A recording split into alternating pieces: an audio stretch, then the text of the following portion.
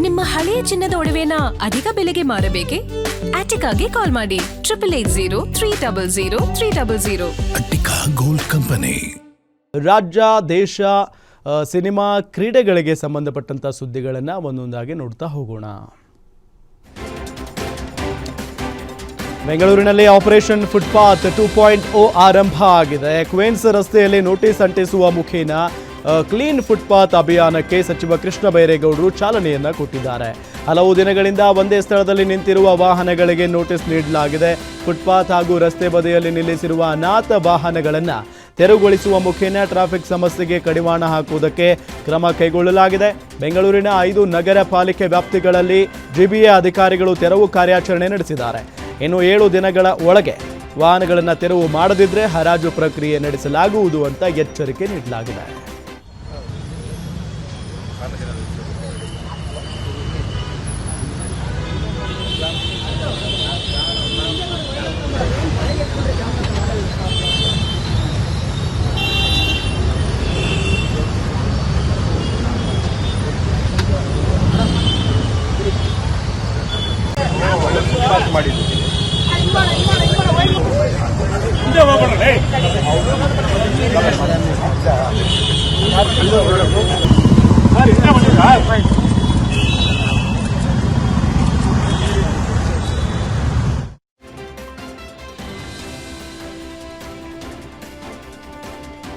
ಇಂದು CM DK Shivakumar ಬೆಂಗಳೂರಿನಲ್ಲಿ city rounds ನಡೆಸಿದ್ದಾರೆ. ಬೆಳಗ್ಗೆ 11 ಗಂಟೆಯಿಂದ ಮಧ್ಯಾಹ್ನ 1:30 ನಗರ ಪ್ರದಕ್ಷಿಣೆ ನಡೆಸಿದ್ದಾರೆ. ಸಿಎಂ ಫುಟ್ಪಾತ್ ಒತ್ತುವರಿ ತೆರವು ಕಾರ್ಯಾಚರಣೆಯ ಪರಿಶೀಲನೆ ನಡೆಸಿದ್ದಾರೆ. ಒಟ್ಟು 7 ಪ್ರಮುಖ ಸ್ಥಳಗಳಿಗೆ ಭೇಟಿ ನೀಡಿ ಸ್ಥಳೀಯ ಪರಿಸ್ಥಿತಿಯನ್ನು ಅವಲೋಕಿಸಿದ್ದು ತೆರವು ಕಾರ್ಯಾಚರಣೆಯ ಪ್ರಗತಿ ಬಗ್ಗೆ ಮಾಹಿತಿ ಪಡೆಯಲಿದ್ದಾರೆ. ಫುಟ್ಪಾತ್ ಒತ್ತುವರಿ ತೆರವು ಕ್ರಮಕ್ಕೆ ಕೆಲವು ವ್ಯಾಪಾರಿಗಳು ಅಸಮಾಧಾನ ವ್ಯಕ್ತಪಡಿಸಿದ್ದ ಹಿನ್ನೆಲೆಯಲ್ಲಿ ಸಿಎಂ ಖುದ್ದಾಗಿ ನಗರ ಪ್ರದಕ್ಷಿಣೆ ನಡೆಸಿ ವಾಸ್ತವ ಪರಿಸ್ಥಿತಿಯನ್ನು ಪರಿಶೀಲಿಸಿದ್ದಾರೆ. ನಾವು ಐತಿಹಾಸಿಕವಾದಂತ ಅಶೋಕ್ ಪಿಲ್ಲರ್ ಫುಟ್ಪಾತ್ ಮೇಲೆ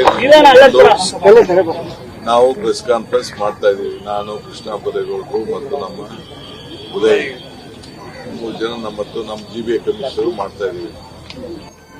ಈಗಾಗಲೇ ನಾವು 1ನೇ ತಾರೀಕಿಂದ ಶುರು ಮಾಡಿ ಜುಲೈ 1ರಿಂದ ಶುರು ಮಾಡಿ ಇಲ್ಲಿವರೆಗೂ ನಾವು 435 ಕಿಲೋಮೀಟರ್ನ ತೆಗೆದಿದ್ದೇವೆ. ಒಟ್ಟು 1340 ಅಂಗಡಿಗಳಿದ್ದು ಸುಮಾರು 1800 ತಳ್ಳಗಾಡಿ ಇತ್ತು. ಆ ತಳ್ಳಗಾಡಿಗೆ ಬೇರೆ ಕಡೆ ಮಾಡ್ಕೊಳ್ಳಿ ಅಂತ ಅವ್ರಿಗೆ ಆ ತಳ್ಳಗಾಡಿಗಳನ್ನ ತೆಗೆದುಕೊಂಡು ಹೋಗ್ಲಿಕ್ಕೆ ಅವಕಾಶ ಕೊಟ್ಟಿದ್ದೇವೆ. ಎಸಿ ಶೀಟು ಮುಂದಕ್ಕೆ ಪ್ರೊಜೆಕ್ಷನ್ ಹಾಕೊಂಡಿದ್ರು ಸುಮಾರು 2267 ಅದು ಕೂಡ ತೆಗೆದಿದ್ದೇವೆ.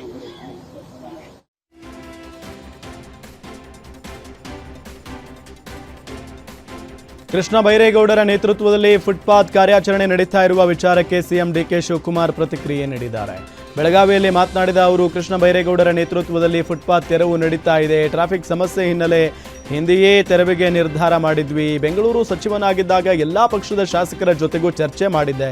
ಫುಟ್ಪಾತ್ ವ್ಯಾಪಾರಿಗಳ ತೆರವಿಗೆ ಎಲ್ಲ ಪಕ್ಷದವರು ಸೇರಿ ನಿರ್ಧಾರ ಮಾಡಿದ್ವಿ. ಮುಖ್ಯ ರಸ್ತೆಯಲ್ಲಿ ಅಂಗಡಿ ಹಾಕಿಕೊಳ್ಳಲು ಅವಕಾಶ ಇಲ್ಲ. ನಾವು ನಿಗದಿ ಮಾಡಿದ ಜಾಗದಲ್ಲಿ ವ್ಯಾಪಾರ ಮಾಡಬೇಕು ಅಂತ ಹೇಳಿಕೆ ನೀಡಿದ್ದಾರೆ. ಅವ್ರನ್ನೆಲ್ಲ ತೆರವುಗೊಳಿಸಬೇಕು ಅನ್ನೋದು ಎಲ್ಲ ಒಟ್ಟ ಅಭಿಪ್ರಾಯ ಆಗಿತ್ತು. 3 ಪಕ್ಷದವ್ರದ್ದು ಅಭಿಪ್ರಾಯ ಆಗಿತ್ತು. ಆ ಪ್ರಕಾರ ಕೆಲಸ ನಡೀತಾ ಇದೆ. ಆದ್ರೆ ಅವ್ರಿಗೆ ಸೈಡ್ ಅಲ್ಲಿ ಹಾಕೊಳ್ಳಿ ಅಂತ ಹೇಳಿದೀವಿ.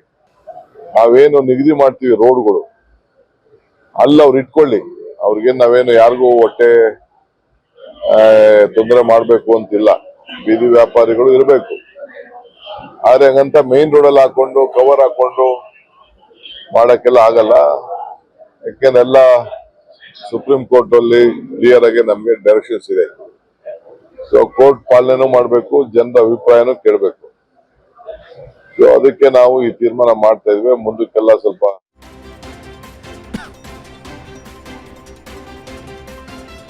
ಬೆಂಗಳೂರಿನ ಬಳಿಕ ಇದೀಗ ಮೈಸೂರಿನಲ್ಲೂ ಫುಟ್ಪಾತ್ ಒತ್ತುವರಿ ತೆರವು ಕಾರ್ಯಾಚರಣೆ ಆರಂಭ ಆಗಿದೆ.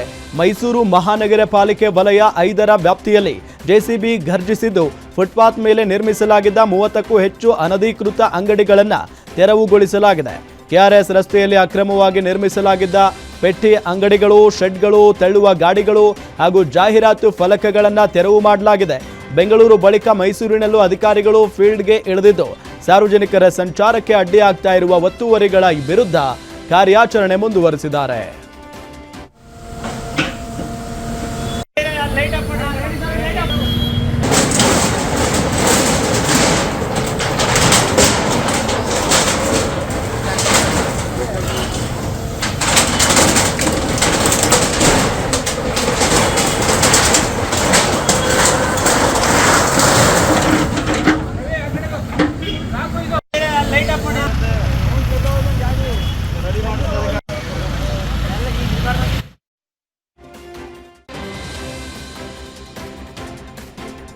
ಗ್ರೇಟರ್ ಬೆಂಗಳೂರು ಪ್ರಾಧಿಕಾರದ ಪಂಚಪಾಲಿಕೆಗಳ ಚುನಾವಣೆ ಮತ್ತೆ ಮುಂದೂಡಿಕೆ ಆಗುವ ಸಾಧ್ಯತೆ ಇದೆ. ಚುನಾವಣೆ ನಡೆಸೋದಕ್ಕೆ ರಾಜ್ಯ ಸರ್ಕಾರ ಮತ್ತೆ ಸುಪ್ರೀಂ ಕೋರ್ಟ್ನಲ್ಲಿ ಕಾಲಾವಕಾಶ ಕೋರಿದೆ.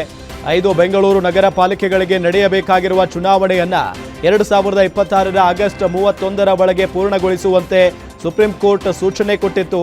ಆದರೆ ಆಗಸ್ಟ್ ಗಡುವಿನ ಒಳಗೆ ಚುನಾವಣೆ ನಡೆಸುವುದು ಕಷ್ಟ ಅಂತ ತಿಳಿಸಿರುವ ಸರ್ಕಾರ ಆದೇಶವನ್ನ ಮಾರ್ಪಡಿಸುವಂತೆ ಮನವಿ ಸಲ್ಲಿಸಿದ್ದು 2026 ಡಿಸೆಂಬರ್ 31 ಕಾಲಾವಕಾಶ ನೀಡುವಂತೆ ಕೋರಿದೆ.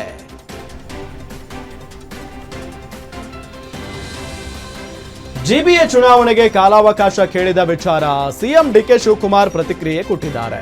ಬೆಳಗಾವಿಯಲ್ಲಿ ಮಾತನಾಡಿದ ಅವರು, ಆಗಸ್ಟ್ ಒಳಗೆ ಚುನಾವಣೆ ಮಾಡಿ ಅಂತ ಹೈಕೋರ್ಟ್ ಹೇಳಿದೆ. ನಮ್ಮ ಪಕ್ಷ ಚುನಾವಣೆಗೆ ಸಿದ್ಧ ಮಾಡಿಕೊಂಡಿದೆ. ಅಧಿಕಾರಿಗಳಿಗೆ ಸಮಸ್ಯೆ ಇದೆ, ಅದಕ್ಕೆ ನಾವು ಎಂಟ್ರಿ ಆಗಲ್ಲ ಅಂತ ಹೇಳಿದ್ದಾರೆ. ನೋಡಿ, ಅವರು ಕೊಡಲ್ಲ ಅಂತ ಈಗಾಗಲೇ ಹೇಳಿದ್ದಾರೆ, ಲಾಸ್ಟ್ ನಿಮ್ಗೆ ಆಗಸ್ಟ್ ಅಂತ. ಬಟ್ ವಾಸ್ತವಾಂಶ ಸ್ವಲ್ಪ ಸಮಸ್ಯೆ ಇದೆ ಅವ್ರ ಅಧಿಕಾರಿಗಳದು. ಅವ್ರಿಗೆ ಬಿಟ್ಬಿಟ್ಟಿದೀನಿ, ನಾನು ಇದಕ್ಕೆ ಇಂಟರ್ಫಿಯರ್ ಆಗಲ್ಲ. ನಾವು ಸಿದ್ಧತೆ ಏನ್ ಮಾಡ್ಕೊಳ್ಬೇಕು, ಎಲೆಕ್ಷನ್ಗೆ ಸಿದ್ಧತೆಯನ್ನ ನಮ್ಮ ಪಕ್ಷಗಳಲ್ಲಿ ನಾವೆಲ್ಲ ಮಾಡ್ಕೊಳ್ತಾ ಇದೀವಿ.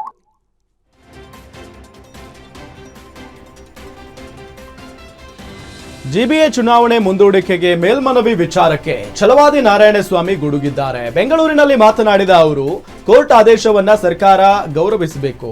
ಬೆಂಗಳೂರಿಗರು ಬಹುಕಾಲದಿಂದ ಚುನಾವಣೆಗೆ ಕಾಯ್ತಾ ಇದ್ದಾರೆ. ಕಾಂಗ್ರೆಸ್ ಭ್ರಷ್ಟಾಚಾರ, ಗುಂಡಿ, ಕಸದ ವಿಚಾರ ಕಾಡ್ತಾ ಇದೆ.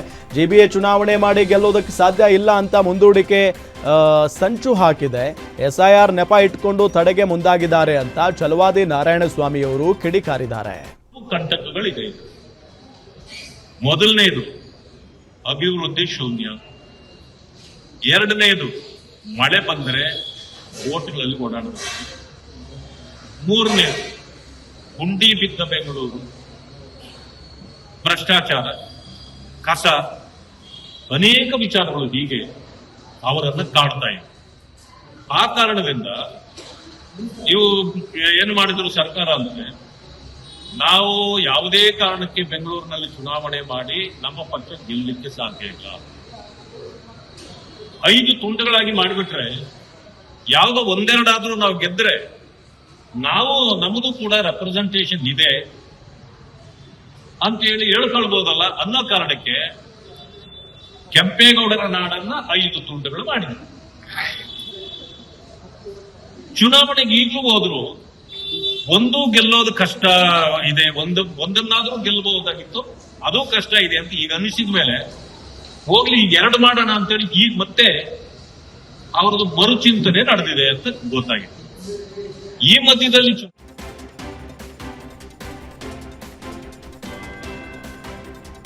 ಮುಂಬರುವ ಚುನಾವಣೆಗಳಿಗೆ ಮೈತ್ರಿ ಮುಂದುವರಿಸುವ ವಿಚಾರವಾಗಿ ಬಿಜೆಪಿ ರಾಜ್ಯಾಧ್ಯಕ್ಷ ವಿಜಯೇಂದ್ರ ಹೇಳಿಕೆ ಕೊಟ್ಟಿದ್ದಾರೆ. ಬೆಂಗಳೂರಿನಲ್ಲಿ ಮಾತನಾಡಿದ ಅವರು, ಮುಂಬರುವ ಚುನಾವಣೆಗಳಿಗೆ ಜೆಡಿಎಸ್ ಸಹಕಾರ ಬೇಕು. ಕಾಂಗ್ರೆಸ್ ಸರ್ಕಾರ ಕಿತ್ತೆಸೆಯಲು ಜೆಡಿಎಸ್ ಸಹಕಾರ ಕೇಳಿದ್ದೇನೆ ಅಂತ ಹೇಳಿದ್ದಾರೆ. ಇನ್ನು ಹಿರಿಯೂರು ಕ್ಷೇತ್ರವನ್ನ ಜೆಡಿಎಸ್ ಕೇಳಿರುವ ವಿಚಾರಕ್ಕೆ ಪ್ರತಿಕ್ರಿಯಿಸಿದ ಅವರು, ನಾವು ಕಳೆದ ಬಾರಿ ಗೆದ್ದಿದ್ದೆವು, ಈ ಬಗ್ಗೆ ಎಚ್ಡಿಕೆಗೆ ತಿಳಿಸಿದ್ದೇನೆ. ಒಟ್ಟಾರೆ ಗೆಲ್ಲಬೇಕು ಅನ್ನೋದು ಮುಖ್ಯ ಅಷ್ಟೇ. ಕೇಂದ್ರ ಸಚಿವ ಕುಮಾರಸ್ವಾಮಿ ಅವರನ್ನ ಭೇಟಿ ಮಾಡಿ ಮಾತನಾಡಿದ್ದೇನೆ. ಬಿಜೆಪಿ ಜೆಡಿಎಸ್ ಕೋರ್ ಕಮಿಟಿ ಘೋಷಣೆ ಮಾಡಬೇಕು. ನಮ್ಮ ಪಕ್ಷದಿಂದ ನಾನು, ಅಶೋಕ್, ಪ್ರಹ್ಲಾದ್ ಜೋಶಿ ಇರ್ತೇವೆ. ಜೆಡಿಎಸ್ ಪಕ್ಷದಿಂದ ಎಚ್ಡಿಕೆ ಸೇರಿ ಪ್ರಮುಖರನ್ನ ನೇಮಕ ಮಾಡಿ ಅಂತ ಹೇಳಿದ್ದೇವೆ ಅಂತ ಹೇಳಿದ್ದಾರೆ.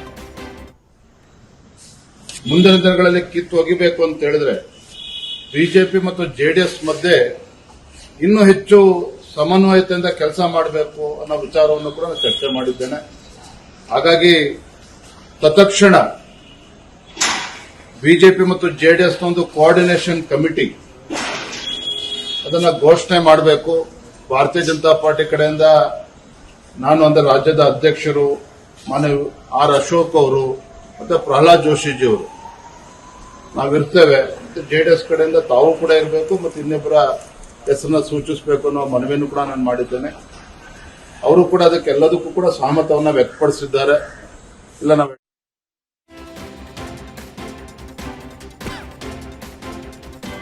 ರಾಮ ಮಂದಿರ ಹುಂಡಿ ಕಳ್ಳತನ ಪ್ರಕರಣದ ಬಳಿಕ ರಾಜ್ಯದಲ್ಲಿ ಎಚ್ಚೆತ್ತುಕೊಳ್ಳಲಾಗಿದೆ. ಈ ಕುರಿತು ಬೆಳಗಾವಿಯಲ್ಲಿ ಮಾತನಾಡಿದ ಡಿಕೆ ಶಿವಕುಮಾರ್, ಮುಜರಾಯಿ ದೇಗುಲಗಳಲ್ಲಿ ಅಕ್ರಮ ನಡೆಯಬಾರದು, ಆ ರೀತಿಯಾಗಿ ಹದ್ದಿನ ಕಣ್ಣು ಇಡಲಾಗಿದೆ. ಮುಜರಾಯಿ ದೇವಾಲಯಗಳ ಮೇಲೆ ತೀವ್ರ ನಿಗಾ ಇಡಲು ಸೂಚನೆ ಕೊಟ್ಟಿದ್ದೇವೆ. ಹುಂಡಿ ಮುಂದೆಯೇ ಸಿಸಿಟಿವಿ ಅಳವಡಿಕೆಗೆ ತೀರ್ಮಾನ ಮಾಡಿದ್ದೇವೆ. ಹುಂಡಿ ಹಣ ತೆಗೆಯುವ ಮತ್ತು ಎಣಿಸುವ ಜಾಗದಲ್ಲೂ ಸಿಸಿಟಿವಿ ಅಳವಡಿಸುವಂತೆ ಎಚ್ಚರಿಕೆ ಕೊಟ್ಟಿದ್ದೇವೆ. ಸಿಸಿಟಿವಿ ದೃಶ್ಯಗಳನ್ನು ಎಸ್ಪಿ ಕಚೇರಿ ಹಾಗೂ ಉಪ ಆಯುಕ್ತರ ಕಚೇರಿಗೂ ದೃಶ್ಯ ಕಳುಹಿಸುವಂತೆ ಆದೇಶ ಮಾಡಿದ್ದೇವೆ ಅಂತ ಹೇಳಿದ್ದಾರೆ. ಇದು ಎಸ್ಪಿ ಡಿಸಿಗೆ ಇಬ್ಬರಿಗೆ ಅದು ಜವಾಬ್ದಾರಿ ಅಂತ ನಾನು ಹೇಳಿದ್ದೇನೆ. ನಾಳೆ ಬೆಂಗಳೂರು ಹೋದ ತಕ್ಷಣ ಅದಕ್ಕೆ ಸರ್ಕಾರಿ ಆದೇಶ ಕೂಡ ನಾನು ಹೊರಡಿಸೋಗಿದ್ದೇನೆ. ಎಲ್ಲರೂ ಕೂಡ ಒಂದು ಪರಿಶೀಲನಾ ಸಭೆಯನ್ನು ನಾವು ನಡೆಸ್ತು, ಈ ಬರಗಾಲದಲ್ಲಿ ಏನ್ ಮಾಡ್ಬೋದು ಅಂತೇಳಿ. ಅದಾದ್ಮೇಲೆ ಎಲ್ಲ ಅಧಿಕಾರಿಗಳು ಒಂದು ಆದೇಶ ಕೊಟ್ಟಿದ್ದೇನೆ. ಎಷ್ಟು ಮುಜರಾಯಿ ದೇವಸ್ಥಾನಗಳಿದೆಯೋ ಆ ಮುಜರಾಯಿ ದೇವಸ್ಥಾನದಲ್ಲಿ ಎಷ್ಟು ಹುಂಡಿಗಳಿವೆ, ಆ ಹುಂಡಿಗಳಿಗೆಲ್ಲರೂ ಕೂಡ ಒಂದು ಪ್ರತ್ಯೇಕವಾದಂತ ಸಿಸಿಟಿವಿ ಕ್ಯಾಮೆರಾ ಇಡಬೇಕು. ಯಾರು ಹಣವನ್ನ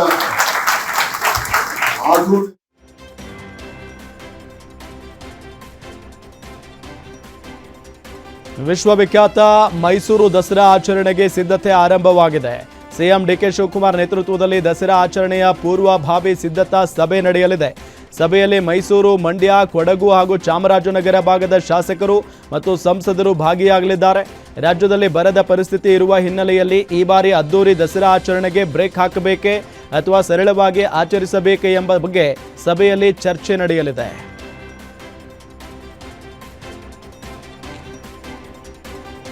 ತಮಿಳುನಾಡಿನ ಕರೂರಿನಲ್ಲಿ ನಡೆದ ಕಾಲ್ತುಳಿತದ ಬಳಿಕ ಮುಖ್ಯಮಂತ್ರಿ ವಿಜಯ್ ಮೊದಲ ಬಾರಿಗೆ ಸ್ಥಳಕ್ಕೆ ಭೇಟಿ ನೀಡಿದ್ದು ಅವರಿಗೆ ಅದ್ದೂರಿ ಸ್ವಾಗತ ಮಾಡಿದ್ದಾರೆ. ಘಟನೆಯಲ್ಲಿ ಮೃತಪಟ್ಟವರ ಕುಟುಂಬಗಳಿಗೆ ಹಾಗೂ ಗಾಯಗೊಂಡವರಿಗೆ ಮುಖ್ಯಮಂತ್ರಿ ವಿಜಯ್ ದೊಡ್ಡ ಮಟ್ಟದ ಪರಿಹಾರ ಘೋಷಣೆ ಮಾಡಿದ್ದಾರೆ. 3 ಹಂತಗಳಲ್ಲಿ ಸಂತ್ರಸ್ತರಿಗೆ ನೆರವು ನೀಡುವುದಾಗಿ ಘೋಷಿಸಿದ ವಿಜಯ್, ಕಾಲ್ತುಳಿತದಲ್ಲಿ ಮೃತಪಟ್ಟ 41 ಮಂದಿಯ ಕುಟುಂಬಗಳಿಗೆ ತಲಾ 20 ಲಕ್ಷ ನಗದು ಪರಿಹಾರ ನೀಡುವುದಾಗಿ ತಿಳಿಸಿದ್ದಾರೆ. ಇದೇ ವೇಳೆ ಗಾಯಗೊಂಡಿದ್ದ 100ಕ್ಕೂ ಹೆಚ್ಚು ಮಂದಿಗೆ ತಲಾ 2 ಲಕ್ಷ ನೀಡುವುದಾಗಿ ತಿಳಿಸಿದ್ದಾರೆ. ಸಂತ್ರಸ್ತ ಕುಟುಂಬಗಳ ಮಕ್ಕಳ ಶಿಕ್ಷಣದ ಸಂಪೂರ್ಣ ಜವಾಬ್ದಾರಿಯನ್ನ ವಹಿಸಿಕೊಳ್ಳುವುದಾಗಿ ಹಾಗೂ ಅವರಿಗೆ ಅಗತ್ಯ ನೆರವು ನೀಡುವುದಾಗಿ ವಿಜಯ್ ಭರವಸೆ ನೀಡಿದ್ದಾರೆ.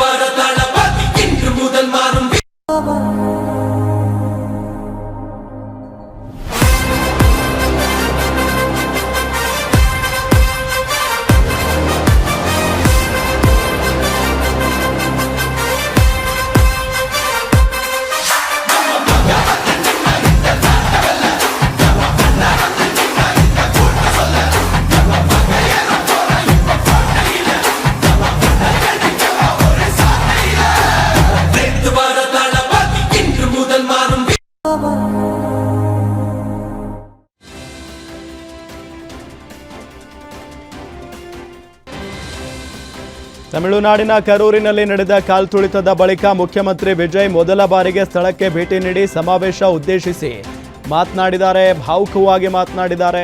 ಕರೂರಿನಲ್ಲಿ ಮಾತನಾಡಿದ ಅವರು, ಕಾಲ್ತುಳಿತ ಸಂಭವಿಸಿದ ದಿನ ನನ್ನ ಜೀವನದ ಅತ್ಯಂತ ನೋವಿನ ಕ್ಷಣವಾಗಿದೆ. ಅಂದು ಡಿಎಂಕೆ ಸರ್ಕಾರ ಸರಿಯಾದ ಭದ್ರತೆ ಒದಗಿಸಿರಲಿಲ್ಲ. ಆ ದಿನ ಕರೂರಿನಲ್ಲಿ ಪೊಲೀಸರು ನನ್ನ ರ್ಯಾಲಿ ತಡೆಯಬಹುದಿತ್ತು, ಆದರೆ ಪೊಲೀಸರು ನನ್ನ ರ್ಯಾಲಿ ತಡೆಯಲಿಲ್ಲ. ಕರೂರನ್ನ ನಾನು ಎಂದಿಗೂ ಮರೆಯೋಕೆ ಸಾಧ್ಯನೇ ಇಲ್ಲ. ಆ ದಿನ ನನಗಾದ ನೋವನ್ನ ನಾನು ಎಂದಿಗೂ ಮರೆಯಲ್ಲ. ಕರೂರು ಕಾಲ್ತುಳಿತ ದುರಂತದಲ್ಲಿ ಡಿಎಂಕೆ ರಾಜಕೀಯ ಮಾಡಿದೆ. ನಾನು ಎಂದಿಗೂ ಜನರ ಪರ, ಹಣದ ಹಿಂದೆ ಹೋಗಲ್ಲ ಅಂತ ಭಾವುಕವಾಗಿ ಮಾತನಾಡಿದ್ದಾರೆ. முடிச்சிட்டு பெரம்பலூர் போறதுக்கு முன்னாடி அந்த பெரம்பலூர் போலீஸ் வந்து எங்களை அலர்ட் பண்ணாங்க. சரிங்க, கூட்டம் கொஞ்சம் ஜாஸ்தியா இருக்கு, லேட் ஆயிடுச்சு, வராதீங்க அப்படின்ட்டு. So we had no choice. Police சொன்னால் நம்ம அதை ஒபே பண்ணி தானே ஆகணும். அதே நேரத்தில் பெரம்பலூர் மக்களோட அந்த சேஃப்டியும் மைண்டில் எடுத்துக்கிட்டு ஒரு மன வலியோடவே திரும்ப போயிட்டோம். அதுக்கப்புறம் பெரம்பலூர் தொகுதி மக்களுக்கு மன்னிப்பும் கேட்டோம். அதே மாதிரி நாமக்கல் அந்த மீட்டிங் முடிச்சுட்டு கரூர் வரும்போது அந்த கரூர் போலீஸ் எங்களை அலர்ட் பண்ணியிருக்கலாம். ஆனா அதையெல்லாம் ಇರಾನ್ ಅಮೆರಿಕ ನಡುವೆ ಯುದ್ಧ ಮತ್ತಷ್ಟು ತೀವ್ರಗೊಂಡಿದ್ದು, ಖಮೇನಿ ಅಂತ್ಯಕ್ರಿಯೆಯ ವೇಳೆ ಅಮೆರಿಕ ಭಾರೀ ದಾಳಿ ನಡೆಸಿದೆ. ಇರಾನ್ನ ಕರಾವಳಿ ರಡಾರ್ಗಳು, ನೌಕೆಗಳು, ಕ್ಷಿಪಣಿ ಲಾಂಚರ್ಗಳು ಸೇರಿ ಸುಮಾರು 90 ಸೇನಾ ನೆಲೆಗಳು ಧ್ವಂಸಗೊಂಡಿವೆ. ಬಂದರ್ ಅಬ್ಬಾಸ್, ಚಾಬಹಾರ್, ಬುಷೇಹರ್ ಹಾಗೂ ಕೋನಾರಕ್ ನಗರಗಳಲ್ಲಿ ಭಾರೀ ಸ್ಫೋಟಗಳು ಸಂಭವಿಸಿದ್ದು, ಹಲವು ಪ್ರದೇಶಗಳಲ್ಲಿ ವಿದ್ಯುತ್ ಸಂಪರ್ಕ ಕಡಿತಗೊಂಡಿದೆ. ಬುಷೇಹರ್ ಪರಮಾಣು ವಿದ್ಯುತ್ ಸ್ಥಾವರದ ಸಮೀಪವೂ ದಾಳಿ ನಡೆಸಿದ್ದು, ದಾಳಿಯಲ್ಲಿ 14 ಮಂದಿ ಸಾವನ್ನಪ್ಪಿದ್ದಾರೆ ಹಾಗೂ 78ಕ್ಕೂ ಹೆಚ್ಚು ಮಂದಿ ಗಾಯಗೊಂಡಿದ್ದಾರೆ.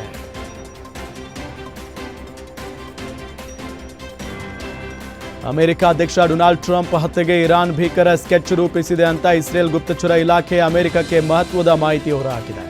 ಇತ್ತೀಚೆಗೆ ಟರ್ಕಿಯಲ್ಲಿ ನಡೆದ ನ್ಯಾಟೋ ಶೃಂಗಸಭೆಯ ಸಂದರ್ಭದಲ್ಲಿಯೂ ಹತ್ಯೆ ಯತ್ನದ ಆತಂಕ ವ್ಯಕ್ತವಾಗಿದ್ದು, ಅಲ್ಲಿಂದ ಹೊರಡುವ ವೇಳೆ ಟ್ರಂಪ್ ತಮ್ಮ ಅಧಿಕೃತ ವಿಮಾನವನ್ನೇ ಬದಲಿಸಿದ್ದರೆಂಬ ವರದಿಗಳು ಹರಿದಾಡ್ತಾ ಇವೆ. ಈ ನಡುವೆ ಟ್ರಂಪ್ ವಿರುದ್ಧ ಇರಾನ್ನಿಂದ ಬಹಿರಂಗ ಬೆದರಿಕೆಗಳು ಕೇಳಿಬಂದಿದ್ದು, ಖಮೇನಿ ಅಂತ್ಯಕ್ರಿಯೆಯ ಮೆರವಣಿಗೆಯಲ್ಲೂ ವಿ ವಿಲ್ ಕಿಲ್ ಟ್ರಂಪ್ ಎಂಬ ಬೃಹತ್ ಬ್ಯಾನರ್ಗಳು ಪ್ರದರ್ಶನಗೊಂಡಿರುವುದು ಗಮನ ಸೆಳೆದಿದೆ.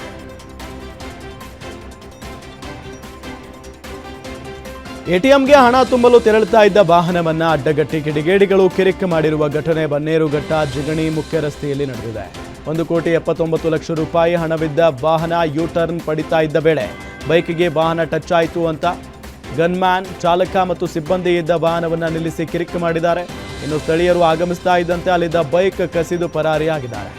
ಎಟಿಎಂ ವಾಹನದಲ್ಲಿದ್ದ ಹಣ ದೋಚುವ ಉದ್ದೇಶದಿಂದಲೇ ಈ ಕೃತ್ಯಕ್ಕೆ ಹೊಂಚು ಹಾಕಲಾಗಿತ್ತು ಎಂಬ ಶಂಕೆ ವ್ಯಕ್ತವಾಗಿದೆ. ಘಟನೆಗೆ ಸಂಬಂಧಪಟ್ಟ ವಿಡಿಯೋ ಸಾಮಾಜಿಕ ಜಾಲತಾಣಗಳಲ್ಲಿ ವೈರಲ್ ಆಗಿದೆ.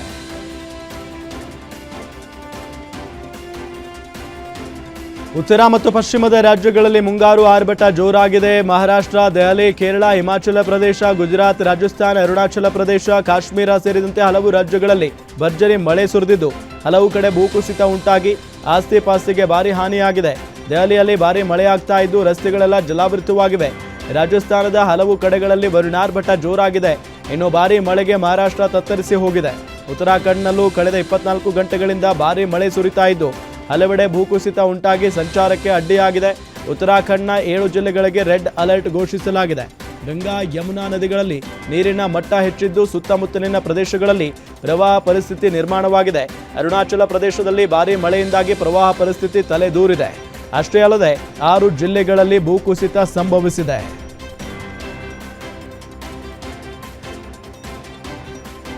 ರಾಜ್ಯದ ಮಲೆನಾಡು ಹಾಗೂ ಕರಾವಳಿ ಭಾಗದಲ್ಲಿ ಮಳೆಯ ಅಬ್ಬರ ಮುಂದುವರೆದಿದೆ. ಮಹಾಮಳೆಯಿಂದ ಬೆಳಗಾವಿ ಮತ್ತು ಚಿಕ್ಕೋಡಿ ಭಾಗಗಳಲ್ಲಿ ಜಲ ಪ್ರವಾಹದಿಂದ ಜನಜೀವನ ಅಸ್ತವ್ಯಸ್ತವಾಗಿದೆ.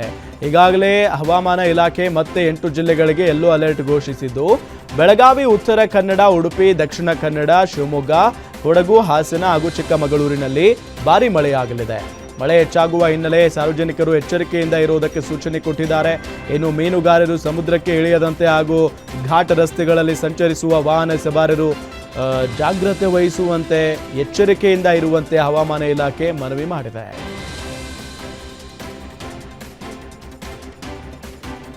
ಮಹಾರಾಷ್ಟ್ರದಲ್ಲಿ ನಿರಂತರ ಮಳೆಯಿಂದ ಬೆಳಗಾವಿ ಭಾಗದಲ್ಲಿ ಹಲವು ಅವಾಂತರಗಳು ಸೃಷ್ಟಿಯಾಗಿವೆ. ಭಾರೀ ಮಳೆಯಿಂದಾಗಿ ನದಿಗಳಿಗೆ ಅಪಾರ ಪ್ರಮಾಣದ ನೀರು ಹರಿದು ಬರ್ತಾ ಇದ್ದು, ಜನಜೀವನ ಅಸ್ತವ್ಯಸ್ತವಾಗಿದೆ. ಇನ್ನು ಘಟಪ್ರಭಾ ನದಿಗೆ ಭಾರೀ ಪ್ರಮಾಣದಲ್ಲಿ ನೀರು ಹರಿದು ಬರ್ತಾ ಇದೆ. ಹಿಡಕಲ್ ಜಲಾಶಯದಿಂದ ಸುಮಾರು 21,000 ಕ್ಯೂಸೆಕ್ ಒಳ ಹರಿವು ದಾಖಲಾಗಿದ್ದು, ನದಿ ನೀರಿನ ಮಟ್ಟ ಏರಿಕೆಯಾಗಿದೆ. ಇತ್ತ ಬಾಗಲಕೋಟೆ ಜಿಲ್ಲೆಯಲ್ಲೂ ಮಳೆಯ ಅಬ್ಬರ ಮುಂದುವರೆದಿದ್ದು, ನಂದಗಾಂವ್ ಅವರಾದಿ ಸಂಪರ್ಕ ಸೇತುವೆ ಮುಳುಗಡೆಯಾಗಿದೆ. ಸೇತುವೆ ಮೇಲೆ ನೀರು ಹರಿದ ಪರಿಣಾಮ ಸಂಚಾರಕ್ಕೆ ಅಡ್ಡಿಯಾಗಿದೆ.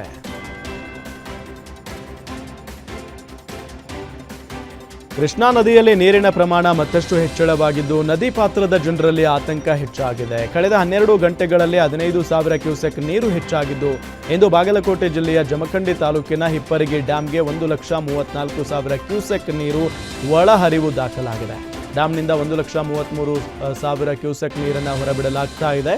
ಇದರಿಂದ ರಬಕವಿ ಬನಹಟ್ಟಿ ಭಾಗದ ಕೃಷ್ಣಾ ನದಿ ದಂಡೆಯ ಜಮೀನುಗಳಿಗೆ ನೀರು ನುಗ್ಗಿದೆ.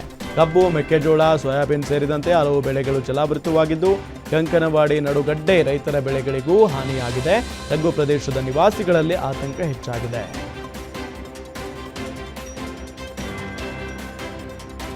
ಕೊಡಗು ಜಿಲ್ಲೆಯಲ್ಲಿ ಉತ್ತಮ ಮಳೆಯಾದ ಹಿನ್ನೆಲೆ ಕೆಆರ್ಎಸ್ ಡ್ಯಾಂನ ಒಳಹರಿವು ಮತ್ತಷ್ಟು ಏರಿಕೆಯಾಗಿದೆ. ಡ್ಯಾಂಗೆ 12,000 ಕ್ಯೂಸೆಕ್ ನೀರು ಹೆಚ್ಚಾಗಿದ್ದು ಡ್ಯಾಂನ ನೀರಿನ ಮಟ್ಟ 87 ಅಡಿಗೆ ಏರಿಕೆಯಾಗಿದೆ. ಇನ್ನು 5 ದಿನಗಳಲ್ಲಿ ನೀರಿನ ಮಟ್ಟ 7 ಅಡಿ ಹರಿದು ಬಂದಿದೆ.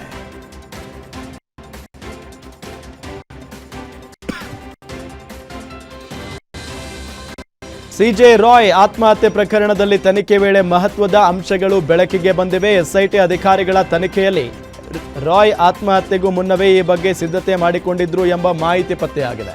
ವಾಟ್ಸಾಪ್ ಡೇಟಾ ರಿಟ್ರೀವ್ ಮಾಡಿ ಪರಿಶೀಲನೆ ನಡೆಸಿದ ವೇಳೆ ಹಲವು ಪ್ರಮುಖ ವಿಚಾರಗಳು ಹೊರಬಿದ್ದಿವೆ.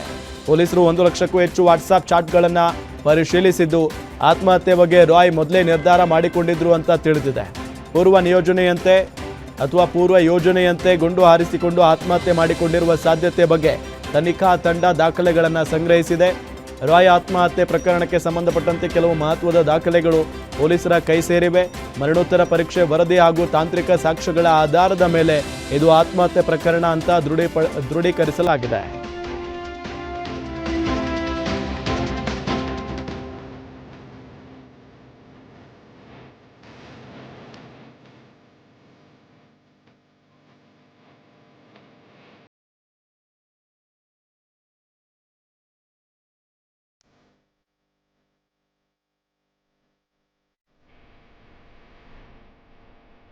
ಪ್ರೀತಿ ನಿರಾಕರಿಸಿದ್ದಕ್ಕೆ ಮಾಜಿ ಪ್ರಿಯತಮನೆ ಯುವತಿಗೆ ಚಾಕುವಿನಿಂದ ಹಲ್ಲೆ ನಡೆಸಿರುವ ಘಟನೆ ಬೆಂಗಳೂರಿನ ವರ್ತೂರು ಮೇನ್ ರೋಡ್ ಬಳಿ ನಡೆದಿದೆ. ಪಶ್ಚಿಮ ಬಂಗಾಳ ಮೂಲದ 18 ವರ್ಷದ ನಂದಿನಿ ದಾಸ್ ಮೇಲೆ ಕೋಲಾರ ಮೂಲದ 18 ವರ್ಷದ ಬಂದೆ ನವಾಜ್ ಹಲ್ಲೆ ನಡೆಸಿದ್ದಾನೆ. ಇಬ್ಬರು 3 ವರ್ಷಗಳಿಂದ ಪರಿಚಯವಾಗಿ ಪ್ರೀತಿ ಮಾಡ್ತಾ ಇದ್ರು. ಮದುವೆಗೆ ಯುವತಿಯ ಕುಟುಂಬ ಒಪ್ಪದ ಹಿನ್ನೆಲೆಯಲ್ಲಿ ನಂದಿನಿ ಬೇರೊಬ್ಬರನ್ನ ಮದುವೆಯಾಗಲು ಮುಂದಾಗಿದ್ಲು. ಇದರಿಂದ ಕೋಪಗೊಂಡ ನವಾಜ್ ಮನೆಗೆ ಬಂದ ಬಳಿಕ ಮದುವೆಯಾಗುವಂತೆ ಒತ್ತಾಯಿಸಿ ಜಗಳ ತೆಗೆದಿದ್ದು, ನಂದಿನಿ ಕುಟುಂಬದ ಮಾತು ಕೇಳುವುದಾಗಿ ಹೇಳಿದಾಗ ಕುತ್ತಿಗೆ, ಕೈ ಹಾಗೂ ತೊಡೆ ಸೇರಿದಂತೆ ಹಲವು ಭಾಗಗಳಿಗೆ ಚಾಕುವಿನಿಂದ ಇರಿದಿದ್ದಾನೆ. ಅಲ್ಲದೆ ಮನೆ ಮಾಲೀಕರು ಬಾಗಿಲು ಬಡಿದಾಗ ಸಿಲಿಂಡರ್ ಸ್ಫೋಟಿಸುವುದಾಗಿ ಬೆದರಿಕೆ ಹಾಕಿ ಬಳಿಕ ತಾನು ಚಾಕುವಿನಿಂದ ಇರಿದು ಆತ್ಮಹತ್ಯೆಗೆ ಯತ್ನಿಸಿದ್ದಾನೆ. ಸದ್ಯ ಸ್ಥಳಕ್ಕೆ ಪೊಲೀಸರು ಆಗಮಿಸಿ ಇಬ್ಬರನ್ನು ಆಸ್ಪತ್ರೆಗೆ ದಾಖಲಿಸಿ ಚಿಕಿತ್ಸೆ ಕೊಡಿಸಿದ್ದಾರೆ. ಘಟನೆ ಸಂಬಂಧ ವರ್ತೂರು ಪೊಲೀಸರು ಪ್ರಕರಣ ದಾಖಲಿಸಿಕೊಂಡಿದ್ದಾರೆ. ಮದುವೆ ಆಗುವುದಾಗಿ ನಂಬಿಸಿ ಯುವತಿಯನ್ನ ಗರ್ಭಿಣಿ ಮಾಡಿ ಬಳಿಕ ಕೈಕೊಟ್ಟ ಘಟನೆ ಯುವಕ ಶಿವಮೊಗ್ಗ ನಗರದಲ್ಲಿ ನಡೆದಿದೆ. ಶಿವಮೊಗ್ಗ ನಗರದ ಶ್ರೀನಿಧಿ ಎಂಬಾತನ ವಿರುದ್ಧ ಹೊರ ರಾಜ್ಯದ ಯುವತಿಯೊಬ್ಬರು ಆರೋಪ ಮಾಡಿದ್ದು, ಪ್ರೀತಿ ಹೆಸರಿನಲ್ಲಿ ತನ್ನ ಮೇಲೆ ಅತ್ಯಾಚಾರ ಎಸಗಿದ್ದಾನೆ ಅಂತ ದೂರು ನೀಡಿದ್ದಾರೆ. ಮದುವೆಯಾಗುವುದಾಗಿ ನಂಬಿಸಿದ್ದ ಯುವತಿ ಗರ್ಭಿಣಿ ಅಂತ ತಿಳಿದ ಬಳಿಕ ಸಂಪರ್ಕ ಕಡಿದುಕೊಂಡು ಮೋಸ ಮಾಡಿದ್ದಾನೆ ಅಂತ ಆರೋಪಿಸಲಾಗಿದೆ. ಈ ಸಂಬಂಧ ಯುವತಿ ಶಿವಮೊಗ್ಗ ಮಹಿಳಾ ಠಾಣೆಗೆ ದೂರು ನೀಡಿದ್ದಾರೆ. ಘಟನೆಗೆ ಸಂಬಂಧ ದುರ್ಗಿ ಗುಡಿಯಲ್ಲಿರುವ ಅಂಗಡಿಯಲ್ಲಿ ಕೃತ್ಯ ನಡೆದಿರುವ ಆರೋಪ ಕೇಳಿಬಂದಿದ್ದು, ಪೊಲೀಸರು ಯುವತಿಯನ್ನ ಸ್ಥಳಕ್ಕೆ ಕರೆದುಕೊಂಡು ಹೋಗಿ ಮಹಜರು ನಡೆಸಿದ್ದಾರೆ. ಇನ್ನು ಆರೋಪಿ ಶ್ರೀನಿಧಿ ಪರಾರಿಯಾಗಿದ್ದು ಆತನಿಗಾಗಿ ಪೊಲೀಸರು ಶೋಧ ಕಾರ್ಯ ಮುಂದುವರೆಸಿದ್ದಾರೆ.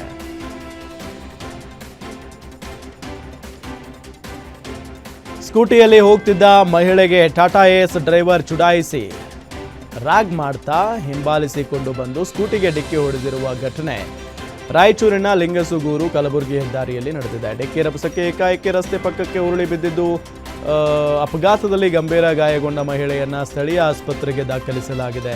ಇನ್ನು ಕುಡಿದ ಮತ್ತಿನಲ್ಲಿ ಮಹಿಳೆ ಗುರುಲಿಂಗಮ್ಮ ಸ್ಕೂಟಿಗೆ ಡಿಕ್ಕಿ ಹೊಡೆಸಿ ಬಳಿಕ ಟಾಟಾ ಏಸ್ ಚಾಲಕ ಚೇತನ್ ಎಸ್ಕೇಪ್ ಆಗಿದ್ದಾನೆ. ಘಟನೆಗೂ ಮುನ್ನ ಚಾಲಕ ಹೆದ್ದಾರಿಯಲ್ಲಿ ಬೇಕಾಬಿಟ್ಟಿಯಾಗಿ ವಾಹನ ಚಲಾಯಿಸಿದ್ದ ದೃಶ್ಯ ಮೊಬೈಲ್ನಲ್ಲಿ ಸೆರೆಯಾಗಿದ್ದು, ಪ್ರಕರಣ ದಾಖಲಿಸಿಕೊಂಡ ಲಿಂಗಸುಗೂರು ಪೊಲೀಸರು ಆರೋಪಿ ಚೇತನ್ನನ್ನ ಬಂಧಿಸಿದ್ದಾರೆ.